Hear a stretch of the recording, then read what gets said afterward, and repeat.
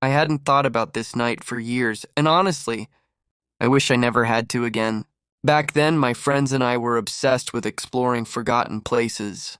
Growing up in New Jersey, there were plenty of decaying buildings within driving distance to keep our curiosity alive.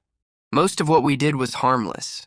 Empty factories, old warehouses, just typical urban explorer stuff. But one night we decided to check out a spot that had a much darker reputation. An abandoned middle school about 30 minutes from where we lived. I won't mention its real name, but anyone familiar with North Jersey's abandoned sites probably knows exactly which one I'm talking about. We had seen pictures of it online, classrooms full of dust, hallways collapsing in on themselves, and figured it was time to go see it for ourselves. It was late summer. Boredom pushed us into doing dumb things. That night it was me, Yuri, Frank, and Freddie. Frank and I packed some spray paint for tagging, and I tossed a few leftover fireworks from the 4th of July into my bag. The plan was simple: explore, reach the roof, light the fireworks, then run before any cops showed up. Yuri drove. We parked a few blocks away and walked the rest of the distance. To our surprise, the fence had already been cut open, an easy way in. The school was massive, way bigger than we expected. Frank took the lead, then Yuri, then me, and Freddie brought up the rear. Inside, everything was silent. You know that empty feeling of walking through your old school after hours? Multiply that by 100. The air smelled of mold and dust. The walls were stripped, wires dangled from the ceiling, and pieces of furniture were scattered everywhere.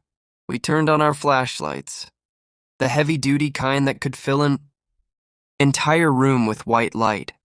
Graffiti covered nearly every surface. Some of it was art, most of it was trash. Frank and I added a few tags while the others wandered deeper inside.